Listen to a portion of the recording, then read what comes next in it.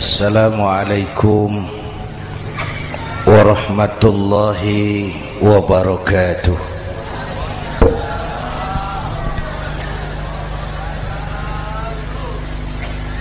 Alhamdulillahi wa kafa,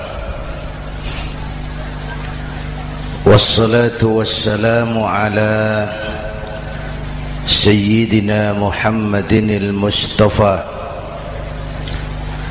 wa ala alihi wa ashabihi ahli sidqi wal wafa, amma ba'd. Para ulama, para habaib, para masyayikh yang saya muliakan, yang terhormat Bapak Kapolres dan Bapak Dandim, Sahibul Bait, segenap keluarga besar Pondok Pesantren Raudhatul Muta'allimin Al-Aziziyah, bapak-bapak, ibu-ibu, hadirin hadirat ma'asyiral muslimin yang saya cintai. Saya bersyukur dapat menghadiri haflah Maulidin Nabiil Karim, dan saya bangga dan terharu dengan keberadaan Pondok Pesantren Raudhatul Muta'allimin Al-Aziziyah ini. Sekarang ini banyak orang bisa memberi contoh, tapi sedikit orang bisa menjadi contoh. Memberi contoh itu mudah, tapi menjadi contoh itu yang sulit. Oleh karena itu, pada kesempatan ini kita ingin mengambil contoh bagaimana Rasul melaksanakan perjuangan. Apa modal utamanya? Saya sampaikan 3 sajalah, mudah-mudahan selesai 10 menit. Yang pertama, modal utama perjuangan baginda Rasul adalah akhlakul karimah. Memperbaiki akhlak dengan akhlak. Oleh karena itu, surah Madu sudah selesai. Dari dan ke Madura jadi lebih mudah. Bahkan Madura akan jadi daerah industri. Tetapi yang kita ingin, Madura tetaplah Madura. Akhlak tidak boleh berubah. Zaman boleh berubah, akhlak tidak. Masa boleh berganti, tapi keyakinan tidak boleh mati. Nah, soalnya adalah kepada siapa kita harus berakhlak? Kita itu kan harus berakhlak kepada 2. Kita harus berakhlak pertama kepada Allah. Ini yang terpenting.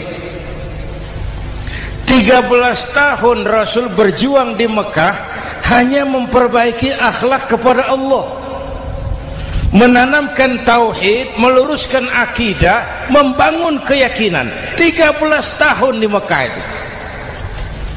Dengan perhitungan, kalau fondasi kuat, bangunan aman. Kalau fondasi melenceng, bangunan bengkok. Kalau fondasi rapuh, bangunan runtuh. Bangunan bagaimana fondasinya?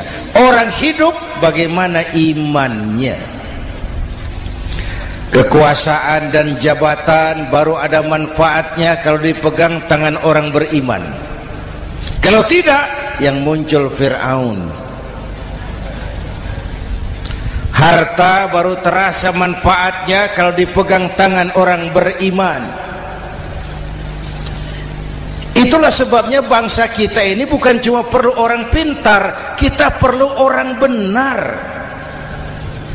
Bahkan di masyarakat lebih baik benar tidak terlalu pintar ketimbang pintar tapi tidak benar.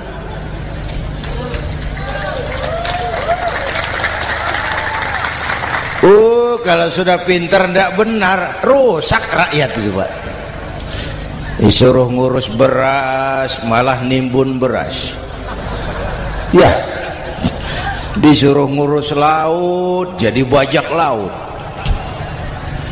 Disuruh ngurus hukum, bikin hukum seperti pisau, tajam ke bawah, tumpul ke atas. Kalau yang kecil salah, hukum cepat-cepat ditegakkan. Yang besar salah, diam pura-pura tidak mengerti. Itu yang melukai rasa keadilan.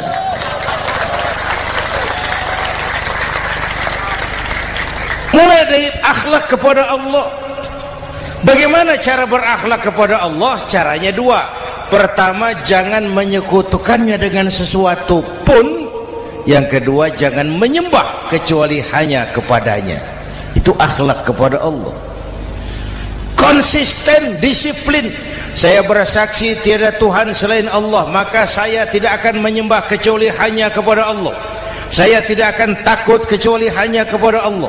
Saya tidak akan minta tolong kecuali hanya kepada Allah. Saya tidak akan melarikan persoalan kecuali hanya kepada Allah. Saya bersaksi Nabi Muhammad utusan Allah, Nabi terakhir. Tidak ada Nabi sesudah Nabi Muhammad. Harga mati, titik. Disiplin. Ada yang mengaku jadi Nabi, wajib tidak percaya. Disiplin. Sekarang ini kan bangsa kita disiplinnya lemah. Korupsi agak sulit diberantas karena pejabat kita takut atasan tapi nggak takut Tuhan.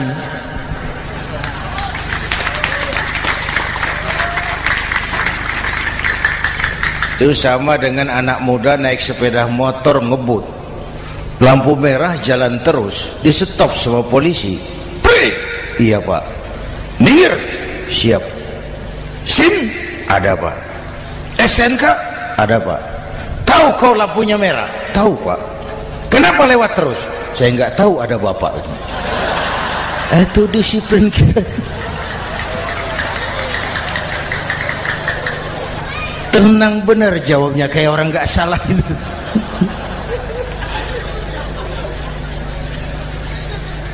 Iman. Apalagi belakangan ini saya sering bilang gini Pak, ini humor tapi agak tasawuf.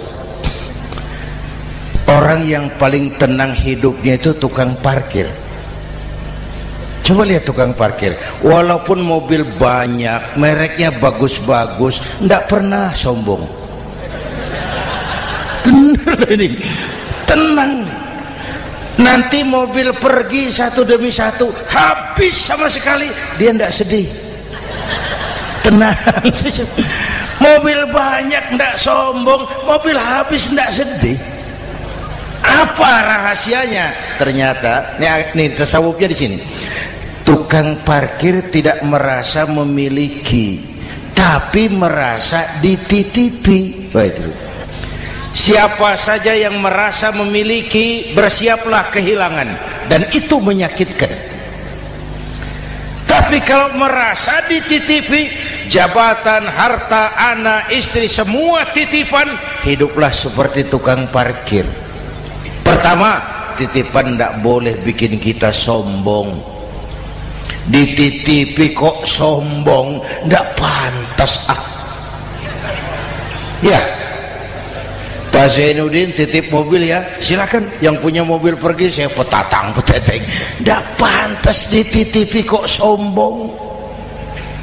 Ada orang dititipi jabatan oleh Allah sombong.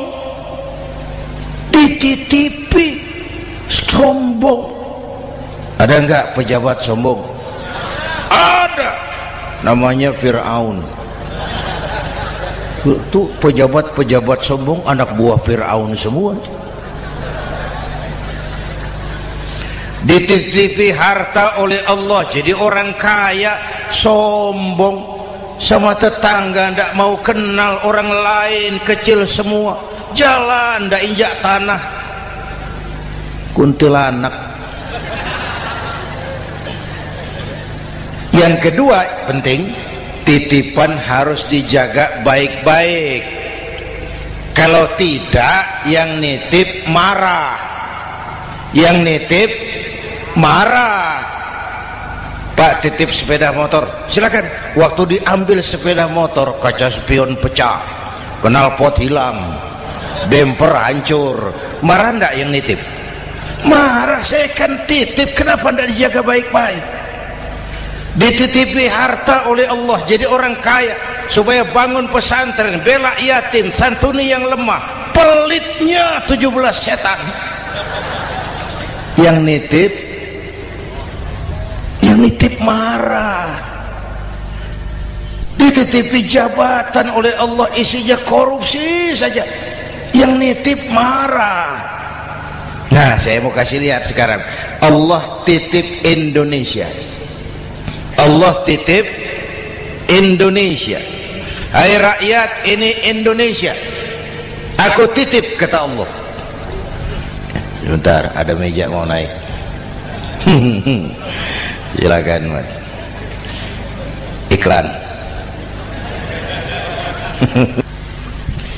Ya, terima kasih. Jangan disangka kalau disediakan air teh pidatonya jadi lama. Dekorasi ini kok. Sampai mana tadi? Hai rakyat, ini Indonesia, aku titip, kata Allah. Ini negara besar dan kaya. Titipan ini ditebus dengan keringat, air mata, darah, dan nyawa. Ini bedanya. Malaysia memang merdeka, tapi diberi Inggris. Singapura merdeka, diberi Inggris. Indonesia merdeka, keringat, air mata, darah, dan nyawa. Ini negara aku titip, kata Allah. Ini negara besar dan kaya. Buminya subur. Di atas perut buminya segala tanaman hidup. Di bawah perut buminya ada gas, minyak, batu bara. Lautnya kaya, hutannya kaya. Kekayaan negeri ini harus digunakan bagi sebesar-besar kemakmuran rakyat. Itu amanat konstitusi. Disalahgunakan, dikorupsi, yang nitip marah. Yang nitip marah. Kalau dia marah, dia suruh makhluknya yang lain negur. Siapa? Merapi, Bromo, anak Krakatau. Itu Merapi demo, Pak. Kalau kita rakyat demo, anak buahnya Pak Danres turun. Tapi kalau Merapi demo, siapa yang mau ngatasi? Mbah Marijan. Selesai.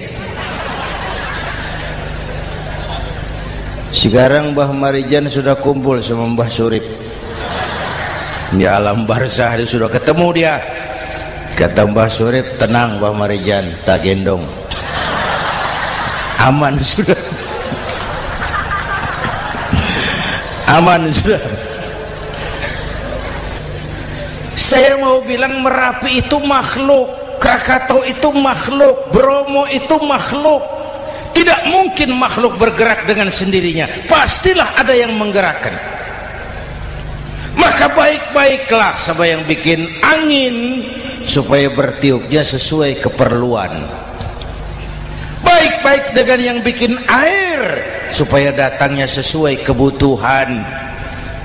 Baik-baik sama yang bikin gunung supaya meletusnya pelan-pelan.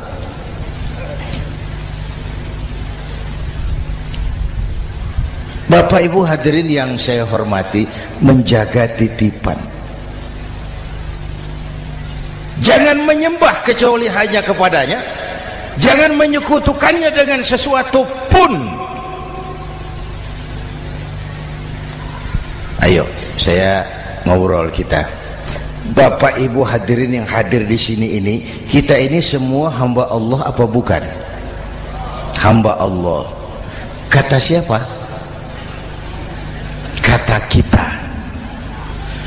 Kalau kata kita namanya ngaku. Ngaku itu boleh dan murah. Apa diakui? Kita belum tahu. Ya, kan baru kata kita itu. Dan tidak otomatis kalau kita bilang saya ini hambamu ya Allah, lalu Allah jawab iya ya. Tidak, wong itu kan kata kita. Saya hamba Allah, kata saya. Berapa banyak orang perbuatannya, ucapannya berkata saya hamba Allah, perbuatannya menyatakan dia hamba setan, hamba nafsu, hamba dunia, budak jabatan. Tidak sesuai ucapan dengan perbuatan. Jadi hamba Allah itu nggak mudah, digojlok, diuji. Coba lihat, yang jelas diakui sebagai hamba itu baru satu yang kita peringati ini, baginda Nabi. Allah mengakui kapan? Waktu menceritakan Isra dan Mi'raj. Apa yang dipakai kalimat? Subhanallazi asra bi'abdih.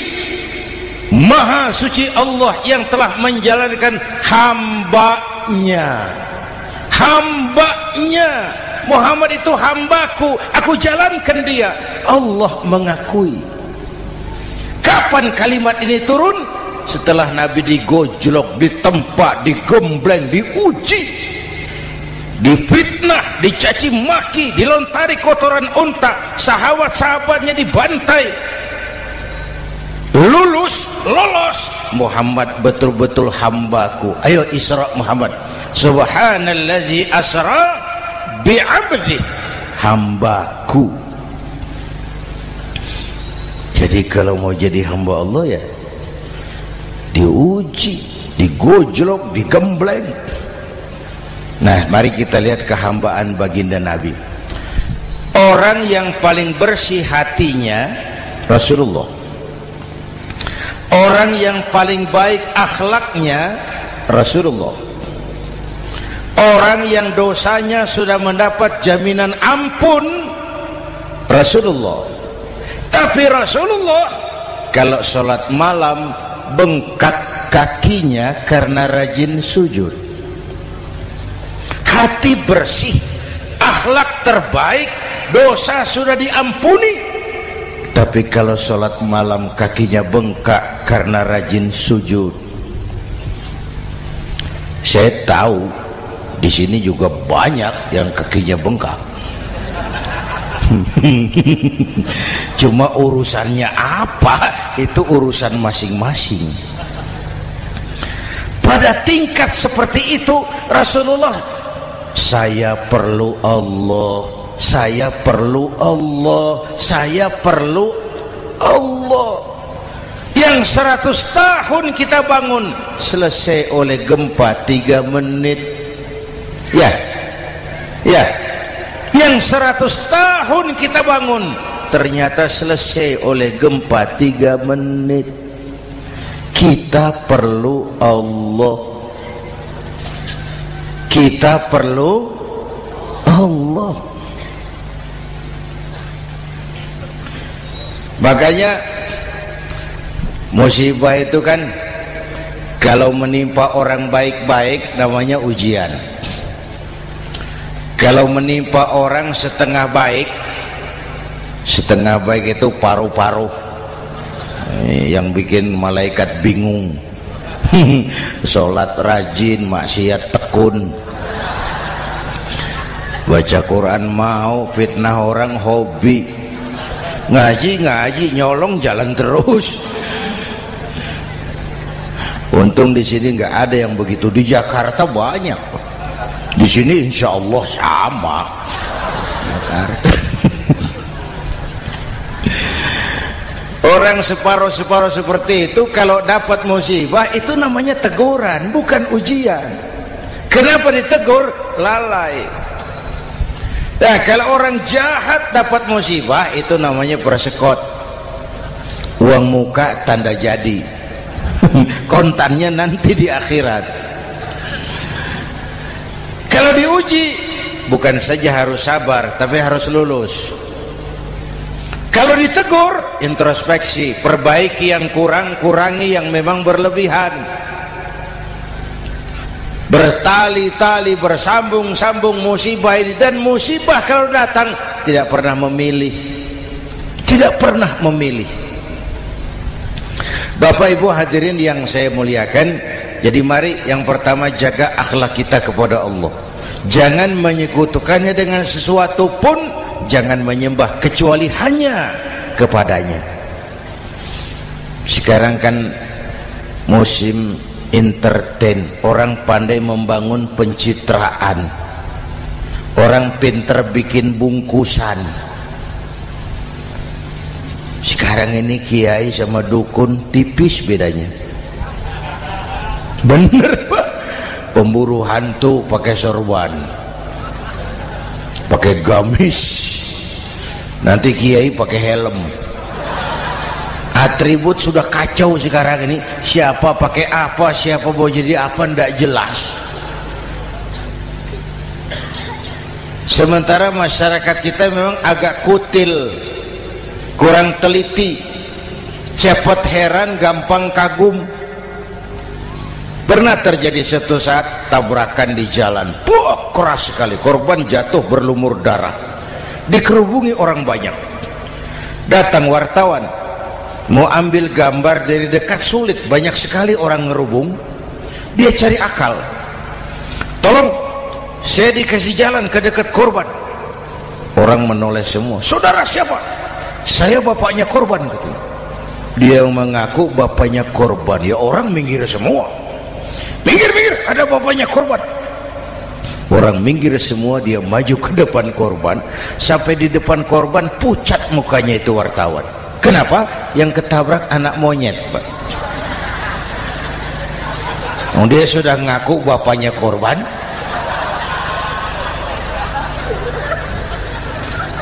Ini cerita pendek tapi pesannya dalam. Kalau belum kenal benar jangan cepat-cepat ngakui.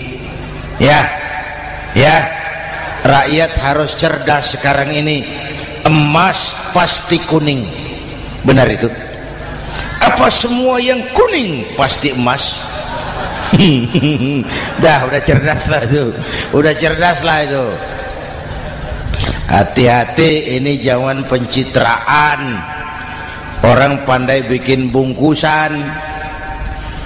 Oleh karena itu kita juga harus punya filter supaya tidak hanyut oleh kedangkalan-kedangkalan pencitraan itu. Satu itu akhlak kepada Allah. Yang kedua, kepada siapa kita berakhlak? Kepada sesama manusia. Kepada sesama manusia itu siapa? Pertama, sesama muslim. Malam ini saya hadir di sini, saya tidak merasa tamu. Saya hanya keluarga di tengah keluarganya. Bahwa saya lahir di Jakarta itu sih kebetulan, saya nggak pesan. Yang kita tidak pesan jangan diributkan, kita nggak pesan. Warna kulit seperti ini kita nggak pesan. Dari suku apa lahir kita nggak pesan. Potongan seperti ini kita nggak pesan. Islam membebaskan manusia dari ras diskriminasi. Pada waktu yang bersamaan Islam mengangkat harkat, derajat, martabat kaum wanita. Ini kasihan dari tadi nggak diajak ngomong nih. Pada waktu yang bersamaan Islam mengangkat harkat, derajat, martabat kaum wanita. Ibu-ibu mestinya lebih terima kasih sama Rasulullah. Sebelum Rasulullah datang, nasib perempuan menyedihkan, dilecehkan, harganya murah. Sebelum Rasulullah datang, murah. Sebelum Rasulullah datang, murah. Coba lihat wanita sebelum Islam, sedih, dilahirkan hanya untuk melahirkan, alat pemuas nafsu. Kalaupun berperan, peranannya cuma segitiga, dapur sumur kasur, kasur sumur dapur. putar-putar di situ saja. Tidak usah di Arab, dunia, di Jawa. Raja-raja Jawa sebelum kenal Islam seenaknya ngumpuli perempuan kan, selirnya yang 30, 50. Sultan-sultan di Turki piara harem ratusan orang perempuan.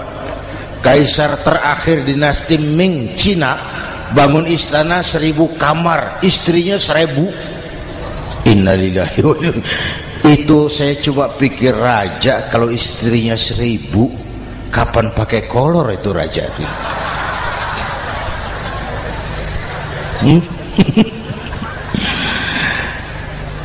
Rasulullah datang terenyuh, an-nisa imadul bilad, perempuan jangan diperlakukan begitu, perempuan tiang negara. Kalau baik perempuan baik negara, kalau rusak perempuan hancur negara. Waktu ditanya, ya Rasul, siapa yang paling harus saya taati di dunia? Ibumu. Setelah itu siapa lagi? Ibumu. Setelah itu siapa lagi? Ibumu. Setelah itu siapa lagi? Bapakmu. Menghargai perempuan, ibumu, ibumu, ibumu, bapakmu. Ibu 3 kali disebut, bapak 1 kali, ibu 3 kali, bapak 1 kali, ibu 3, bapak 1, 1 bapak. Gimana sih ngitungnya jadi kerok begini?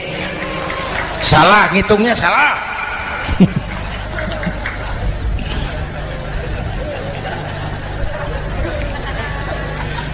Lalu dicairkan kehidupan kemasyarakatan di masjid. Masya Allah, masjid itu pendidikan demokrasi betul. Pertama, siapapun masuk masjid copot sandal, buka sepatu. Benar itu? Ini masyarakat yang mau kita bangun. Tidak ada warga negara kelas 1, semua sama. Lurah masuk masjid buka sepatu, rah. Camat masuk masjid buka sepatu, mat. Gubernur masuk masjid buka sepatu, Nur. Nikmatnya masyarakat masjid. Nikmatnya masyarakat masjid. Coba, binatang saja harganya tidak sama toh. Sapi yang mahal, yang gemuk, betul? Karena harga sapi pada dagingnya. Makin gemuk sapi, makin mahal harganya. Tapi ada burung perkutut lebih mahal dari sapi, padahal dagingnya sedikit, betul. Kenapa harganya lebih mahal dari sapi? Harga perkutut suaranya. Di mana harga manusia? Yang paling gemuk silahkan bersaing dengan sapi. Maaf.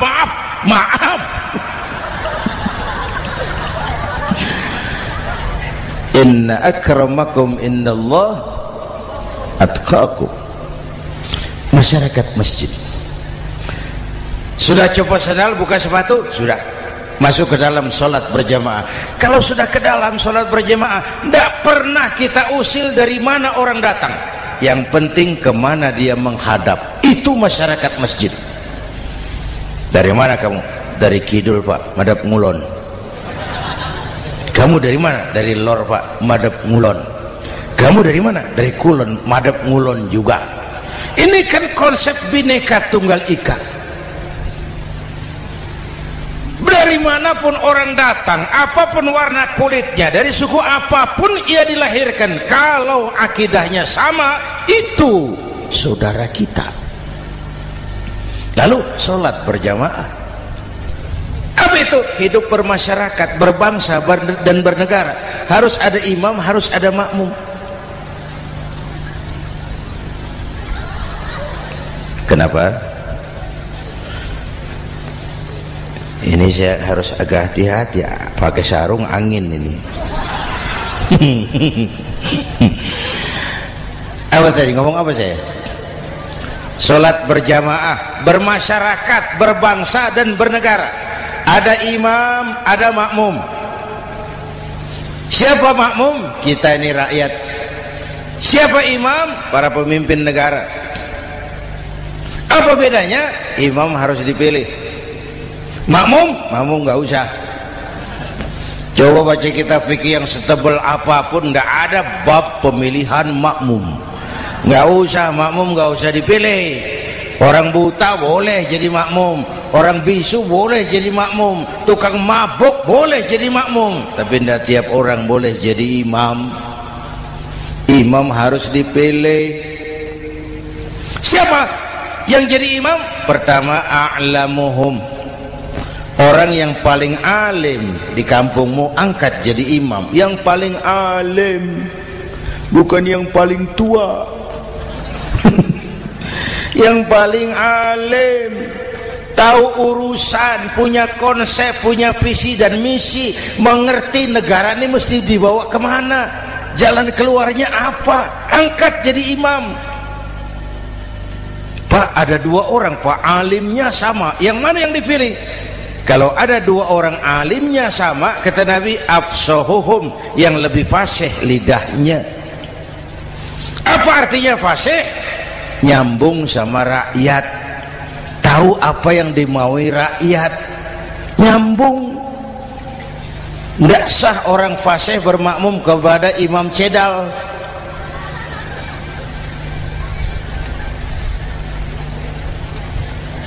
Kenapa Bu? Nyambung. Capek kalau punya imam gak nyambung sama makmum. Makanya kalau sudah jadi imam, pesan Nabi apa?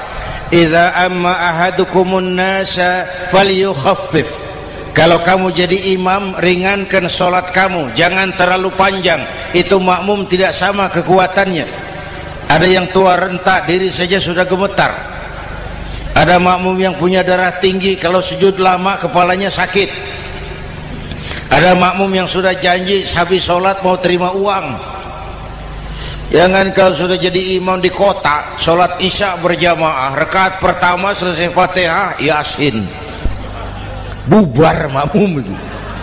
Jadi imam jangan terlalu lama, kayak Husni Mubarak tuh, kelamaan jadi imam, 30 tahun, rakyat capek.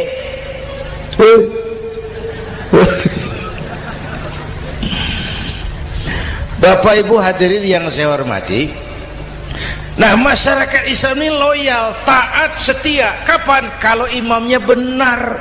Imam takbir, makmum takbir, imam ruku', makmum ruku', imam i'tidal, makmum i'tidal, imam sujud, makmum sujud. Tapi masyarakat Islam tidak buta.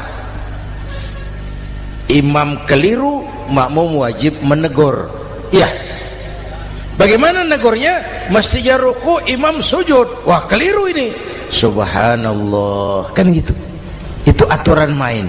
Tidak boleh imam keliru, makmum emosi, main pegang, mam, hoi salah, hoi, kacau sholat.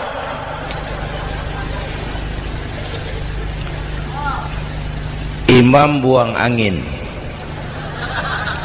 apa makmum lalu berkata, demi kesetiaan saya kepada imam, imam buang angin, saya lebih keras lagi.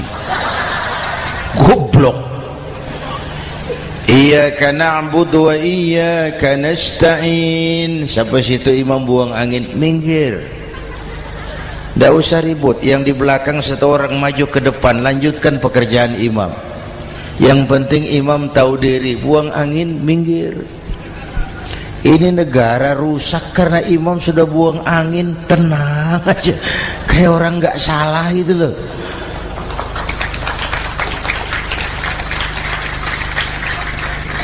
Selesai sholat dikasih tahu, imam tadi buang angin ya sedikit. Apa kalau nggak sedikit lalu nggak rusak sholat itu? Nah, dalam berjaga akhlak kepada sesama, ayo kita jaga kesatuan, persatuan, kerukunan, kekompakan. Ini pesantren Raudhatul Muta'allimin Al-Aziziyah, ini aset kita. keberadaannya, pengembangannya, kelangsungannya, bukan sekedar tanggung jawab pengurusnya, tanggung jawab kita sesuai dengan bidang dan kemampuan masing-masing. Yang punya jabatan bantu dengan wewenangnya, yang punya harta bantu dengan uangnya, yang punya tenaga bantu dengan tenaganya, yang bisa doa bantu dengan doanya, yang tidak bisa apa-apa bantu dengan diam. Diam saja lumayan loh itu membantu. Bapak Ibu hadirin yang saya hormati, saya ingat almarhum Panglima Besar Sudirman pernah bilang, kamu itu kalau mau menang harus kuat, kalau mau kuat harus bersatu, kalau mau bersatu hidupkan semangat silaturahmi.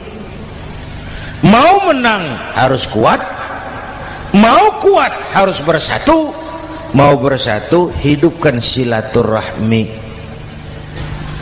Bapak Ibu hadirin, rukun antar umat seagama.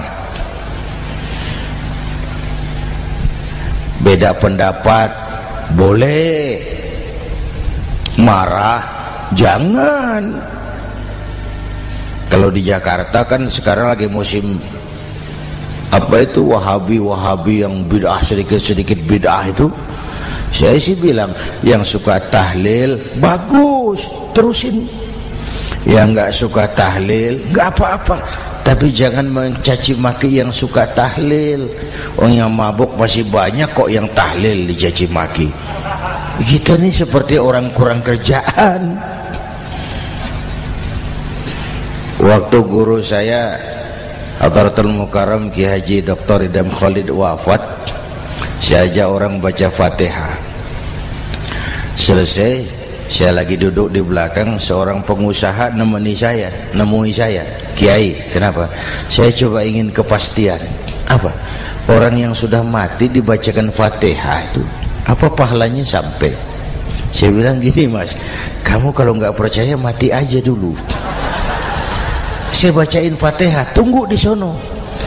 Kalau nggak nyampe balik lagi nggak apa-apa.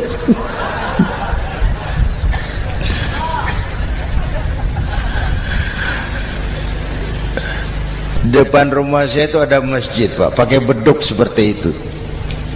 Ada teman saya, Kiai, pakai beduk masjidnya. Iya pakai. Kan Rasulullah tidak pakai. Tidak memang. Bid'ah tuh. Loh, siapa bilang? Beduk itu bukan agama, itu budaya, tanda masuk waktu. Bukan manggil orang sholat. Manggil orang sholat pakai azan. Tanda masuk waktu, itu hebatnya Wali Songo, pakai beduk. Kalau nggak mau pakai beduk boleh, teriak-teriak juga boleh. Pogreb, boleh. Tapi Wali Songo kan bijaksana, pakai beduk saja sekali pukul satu desa dengar. Itu bijaksananya dakwah Wali Songo. Kalau beduk dianggap bid'ah, miskin kita. Itu budaya. Seperti sepeda motor, itu budaya. Kalau nggak mau pakai beduk boleh, teriak-teriak juga boleh. Pogreb, boleh. Tapi Wali Songo kan bijaksana, pakai beduk saja sekali pukul satu desa dengar. Itu bijaksananya dakwah Wali Songo. Kalau beduk dianggap bid'ah, miskin kita. Itu budaya. Seperti sepeda motor, itu budaya. Kalau beduk dia nggak bid'ah, sepeda motor bid'ah tuh. Rasulullah nggak pakai, jual, beliin unta.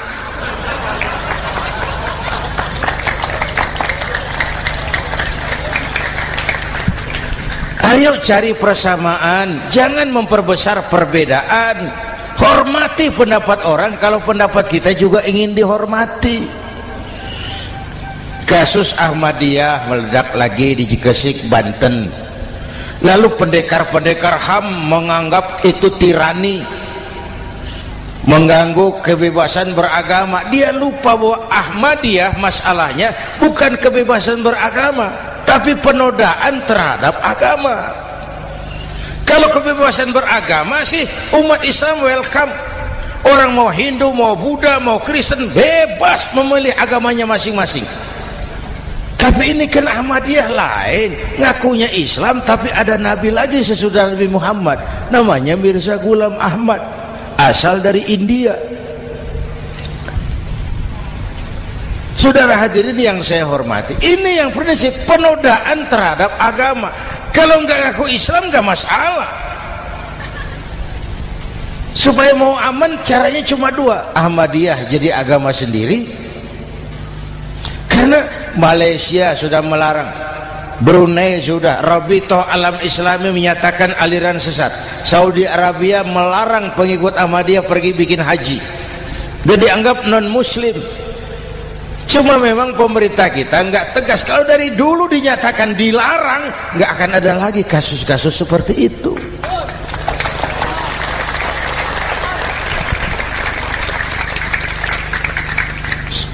Nah, selain itu kita umat juga harus disiplin. Coba sudah berapa banyak nabi bermunculan di Indonesia. Dan Indonesia ini saya heran, Indonesia ini pasar bagus, Pak.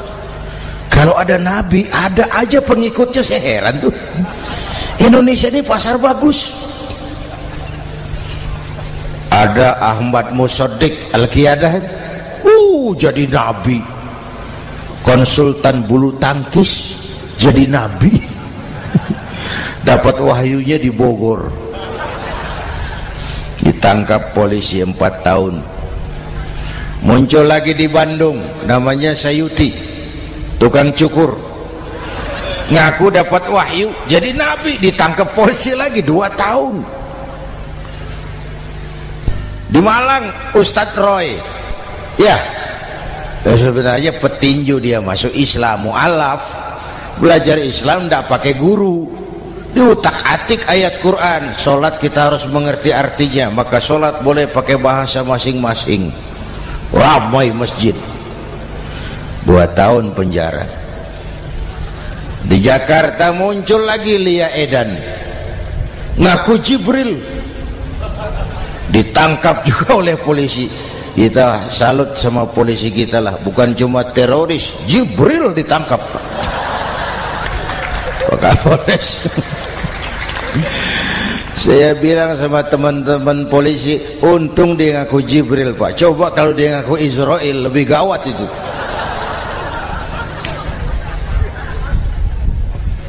Yang parah, antara Cirebon Losari, dia perbatasan Jawa Tengah Jawa Barat, pernah muncul agama baru namanya agama Jasun, agama Jawa Sunda, agama Jasun Jawa Sunda.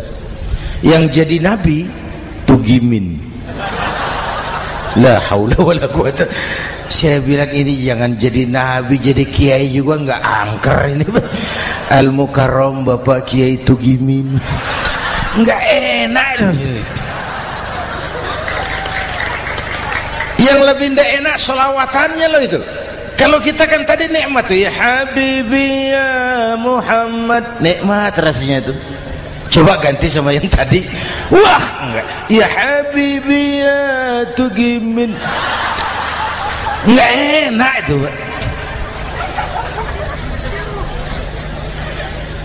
Jadi umat Islam itu sangat menghormati orang lain agama. Soal agama orang lain, lakum dinukum, awas hati-hati kalimatnya. Kita menghormati orang lain agama. Soal agama orang lain, lakum dinukum. Kita memang yakin cuma Islam agama yang benar, tapi bukan berarti kita boleh menghina agama orang lain. Kenapa? Kalau agama kita yang dihina, kita kan sakit hati. Orang lain sama dong. Itu sebabnya Allah berpesan, jangan kau caci maki Tuhan mereka, karena mereka akan balas mencaci maki Tuhanmu. Dan itu artinya mencaci maki aku, kata Allah. Jelas ini? Jelas?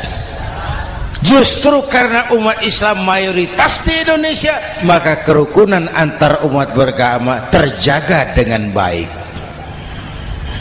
Kalau umat Islam mau main kasar, mau main kayu, mau main keras, Umat Islam ini 85%, yang lain pasti selesai, saya jamin selesai.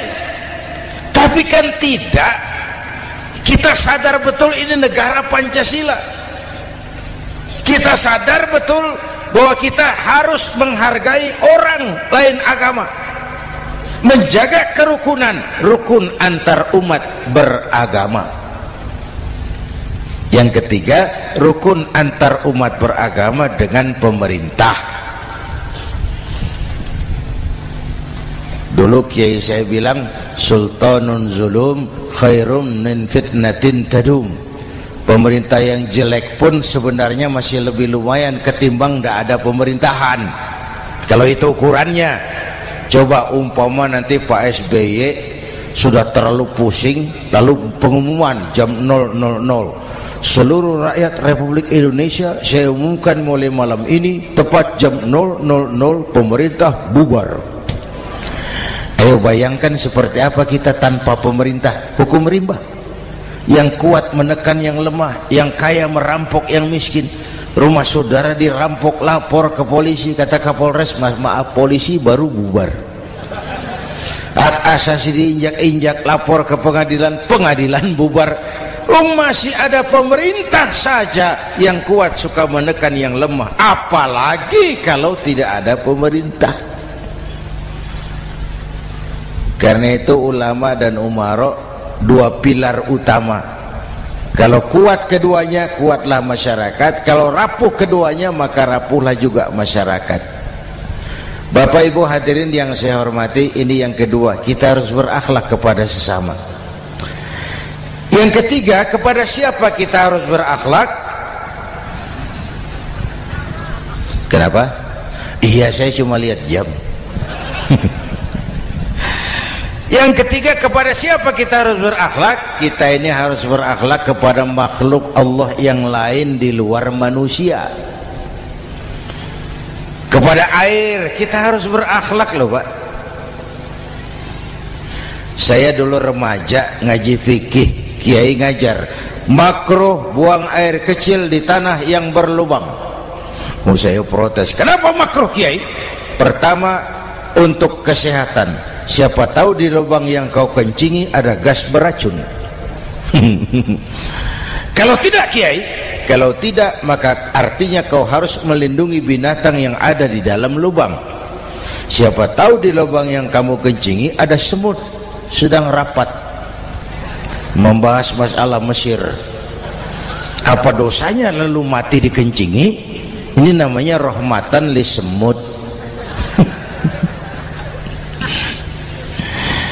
Bapak Ibu hadirin yang saya hormati, ada hadis sederhana, fa iza zabahtum fa ahsinu zibhata. Kalau kamu menyembelih hewan, sembelihlah dengan cara yang terbaik. Jangan nyembelih ayam pakai pisau tumpul, itu namanya tidak berperi kebinatangan. Kepada ayam kita berakhlak, kepada pohon kita berakhlak, kepada air kita berakhlak. Kenapa sekarang alam tidak seramah dulu? Karena kita juga tidak ramah kepada alam. Kenapa sering terjadi banjir? Karena tempat air kita kurangi. Dia bingung mau kemana. Air nggak punya tempat, akhirnya masuk ke rumah kita juga, masuk dalam zoharul fasadu bil barri wal bahri bima kasabat aydin nas, karena kita tidak berakhlak kepada lingkungan. Bapak Ibu hadirin yang saya hormati, jadi itu yang pertama, modal utama perjuangannya akhlakul karimah. Mau sukses, utamakan akhlak. Industrialisasi boleh terjadi di Madura, jalan berhotmik licin, oke, listrik masuk desa, alhamdulillah, tapi akhlak jangan berubah, akidah jangan goyah.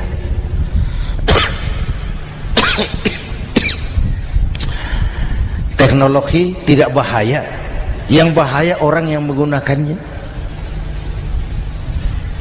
Wayang itu yang namanya cepot, itu bisa selawat badar kalau yang megang Anom Suroto. Cepot bisa selawat badar kalau yang megang Anom Suroto. Wayang bagaimana dalangnya, teknologi bagaimana orang yang menggunakannya. Satu. Yang kedua, yang kita contoh dari baginda Rasul, beliau itu sejak kecil tidak dimanjakan, Pak. Lahir ke dunia tidak sempat melihat wajah bapak. Umur 6 tahun ditinggal ibu. Umur 9 tahun ngembala kambing, berniaga ke Syam. Syam itu Syria sekarang. Umur 9 tahun bisnis lintas negara dari Saudi ke Syria.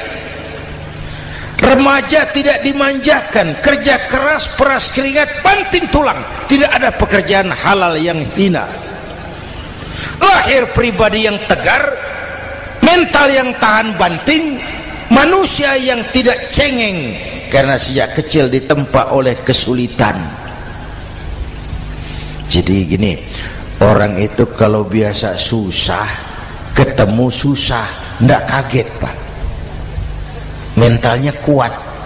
Saya santri biasa makan kangkung, datang ke rumah teman dikasih kangkung, loh makanan saya ini, dikasih daging ayam, nambah. Orang tuh kalau biasa susah enak. Saya santri biasa tidur di masjid, disuruh nginep di hotel, pules, Pak. Tapi yang biasa tidur di hotel suruh nginep di masjid, encok. Hidup ini perjuangan. Mau sukses harus berani susah. Jangan seperti dulu nih cerita santri. Ada santri beternak lebah, ambil madunya itu. Satu hari dia mau periksa sarang lebah, naik ke pohon pakai tangga, pakai sarung biasanya santri. Dia lupa tidak pakai celana dalam, naik pohon periksa, entah bagaimana terpegang sarang lebah itu, berhamburan lebahnya keluar, salah satu masuk ke sarungnya, tergigitlah Al-Mukarramnya itu.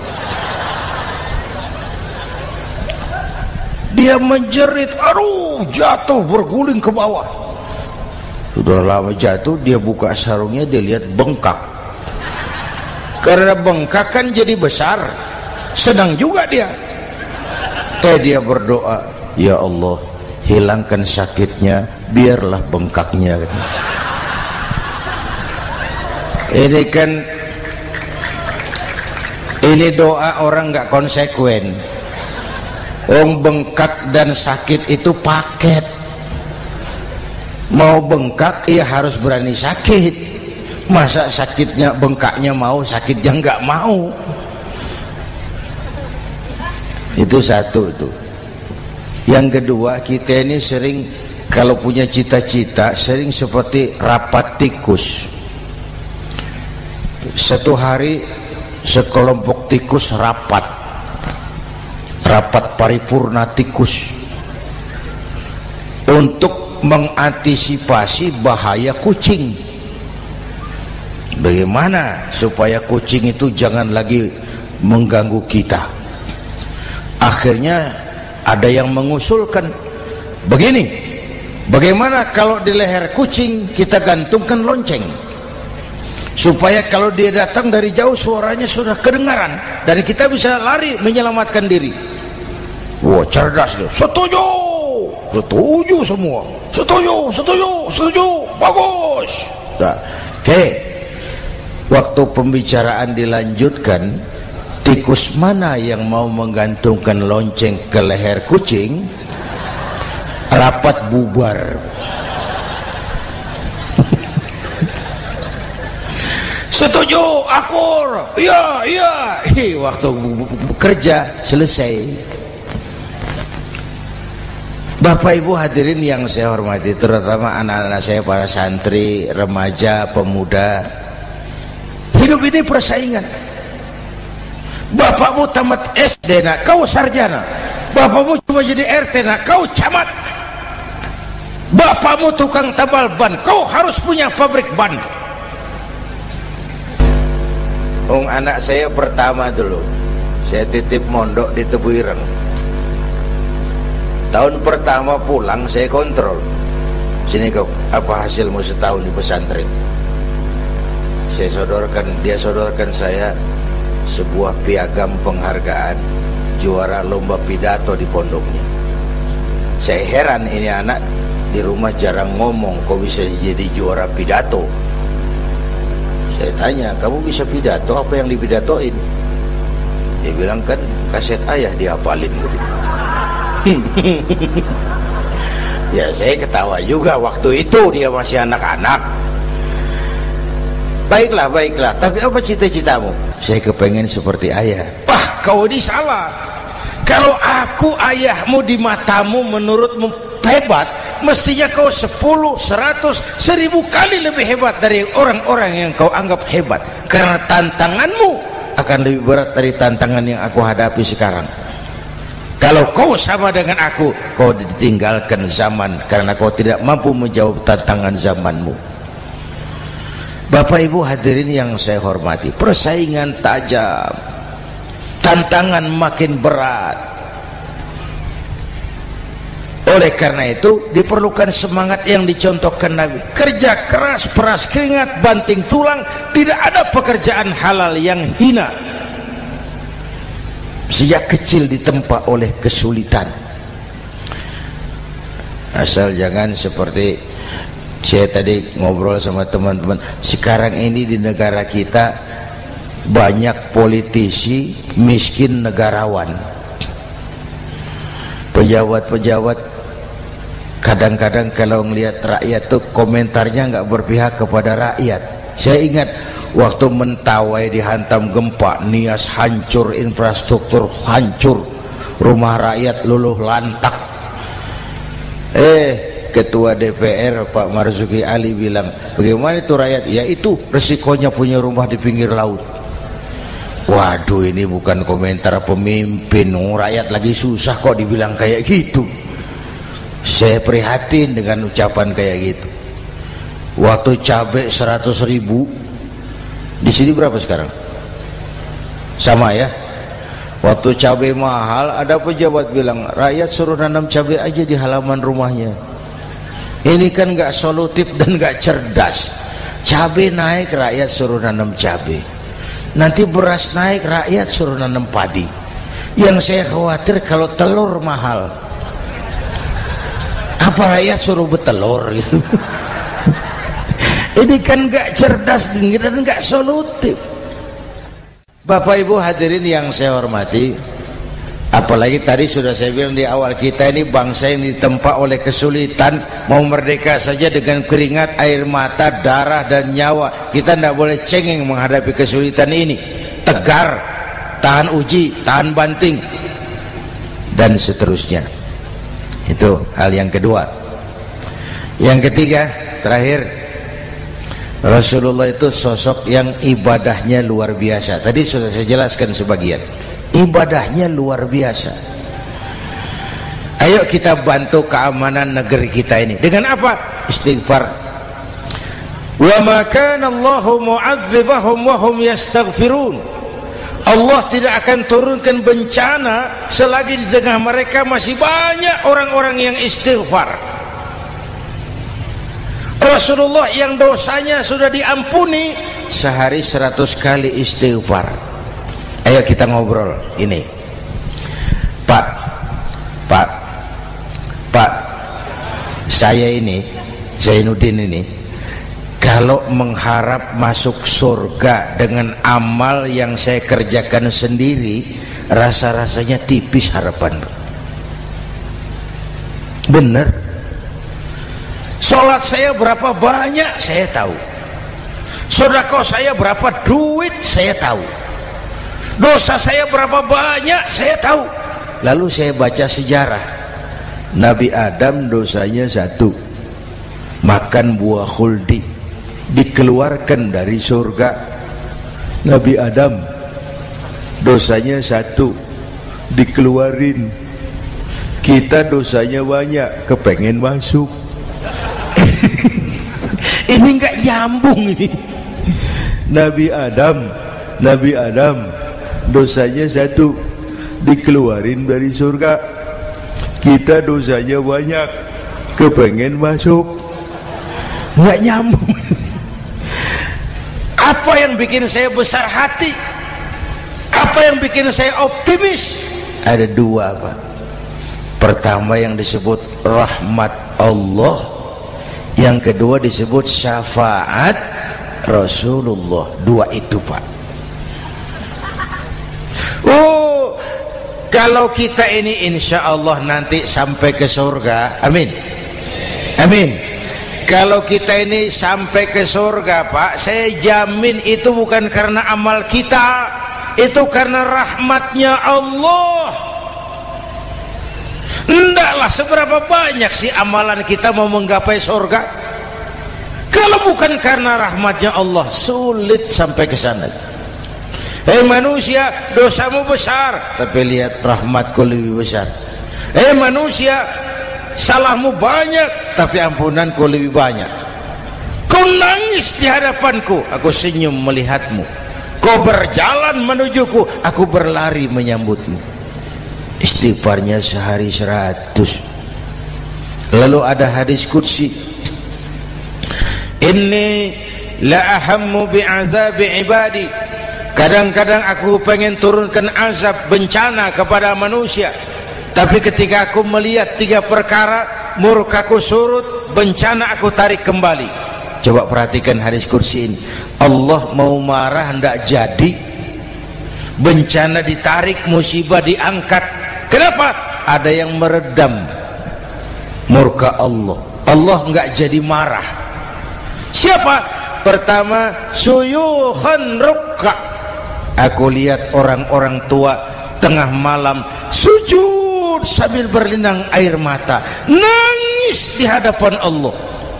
Itu kita hutang jasa loh, Pak, sama orang-orang yang tengah malam sujud nangis di hadapan Allah. Lihat yang begitu Allah tidak jadi marah.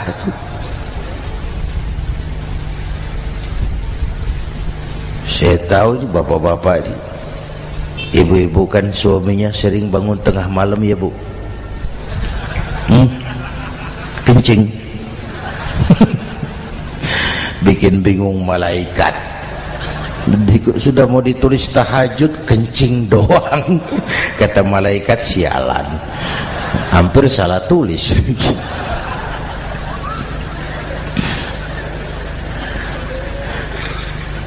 Aku lihat orang tua tengah malam sujud sambil berlinang air mata. Lalu aku lihat bayi-bayi tanpa dosa masih menyusu, sibyanan rudda. Bayi-bayi tanpa dosa masih menyusu, suci bersih, belum ternoda. Wa bahaiman rutta. Dan aku lihat binatang ternak melata mencari makan, kambing mudah cari rumput, alam terjaga keasriannya. Bagaimana bencana enggak mau nambah? Kita mengamalkan hadisnya juga terbalik. Yang diminta itu orang tua tengah malam sujud, bayi tanpa dosa nyusu. Sekarang bayi tanpa dosa dibuang ke tempat sampah gara-gara orang tua tengah malam nyusu. Terbalik namanya. Yang diminta itu orang tua tengah malam sujud, bayi tanpa dosa nyusu. Ini bayi tanpa dosa dibuang ke tempat sampah gara-gara orang tua tengah malam.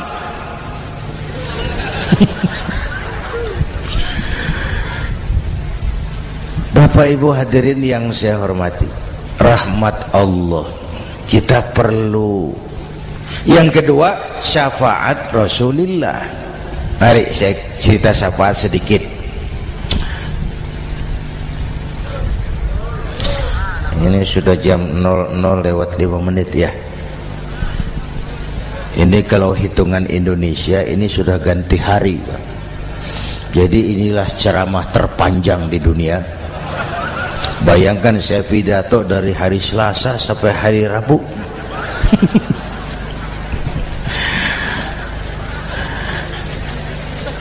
Syafaat agak saya singkat ceritanya.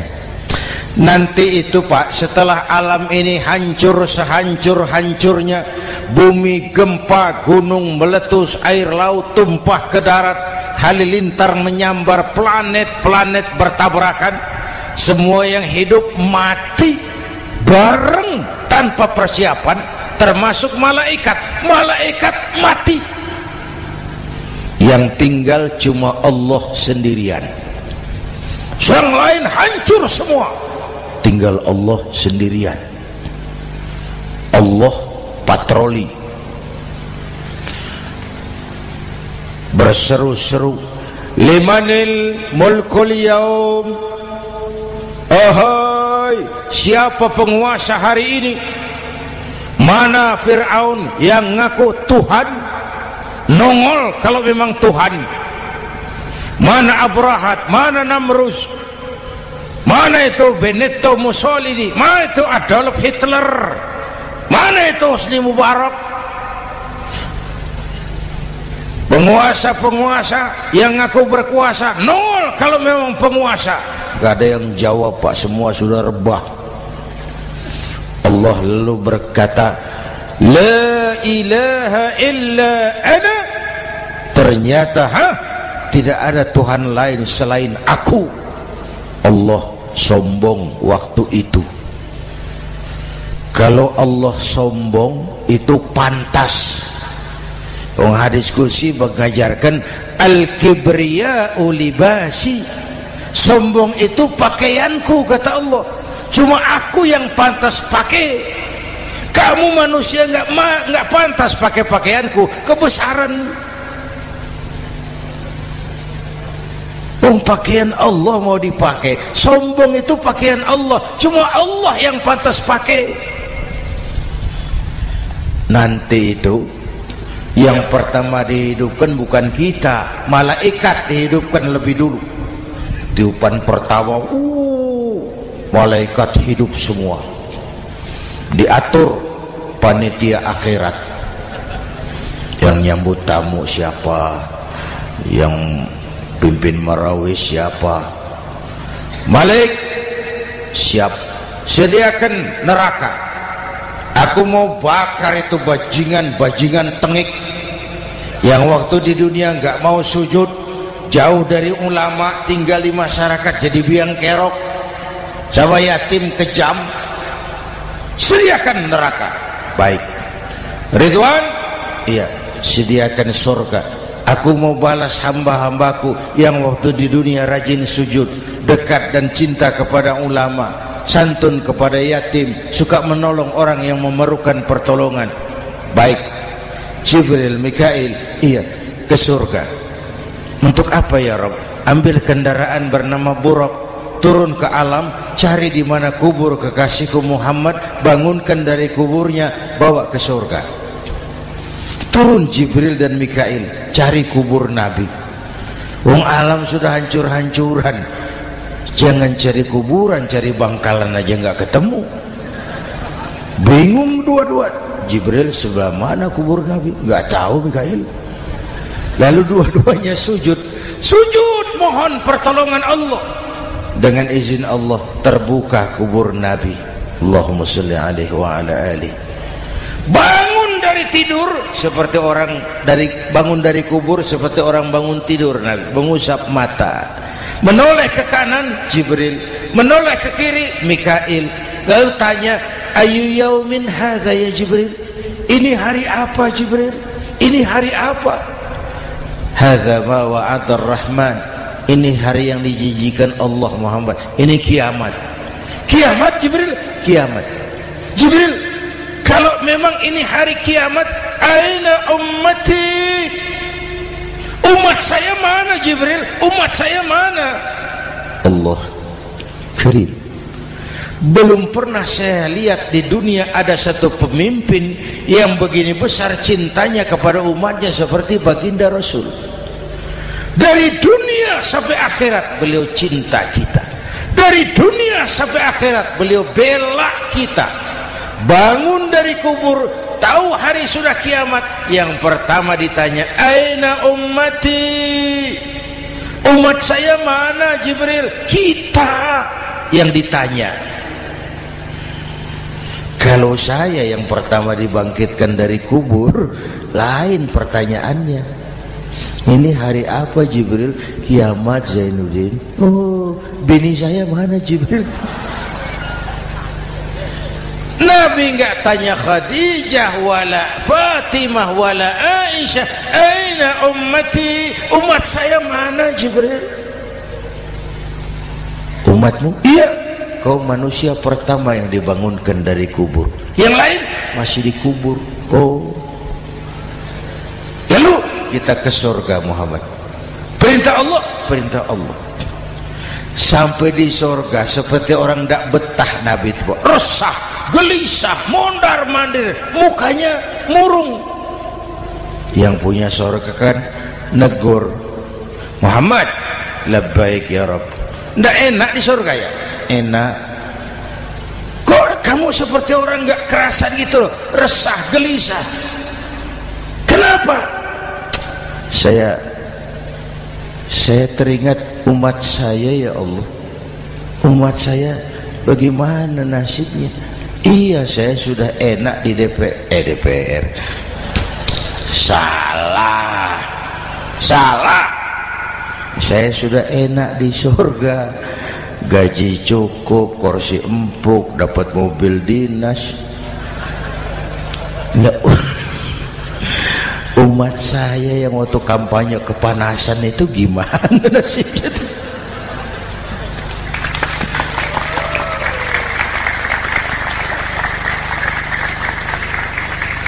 Makanya dulu di Senayan, di depan kantor DPR tuh banyak tukang kaca jualan di situ. Saya bilang itu tukang kaca pintar dagangnya di situ. Pas, maksudnya supaya yang mau berkantor di situ ngaca dulu. Ya, wakil lurah pasti tidak lebih tinggi dari lurahnya. Wakil camat tidak lebih tinggi dari camatnya. Ini kenapa wakil rakyat kok selalu lebih tinggi dari rakyatnya?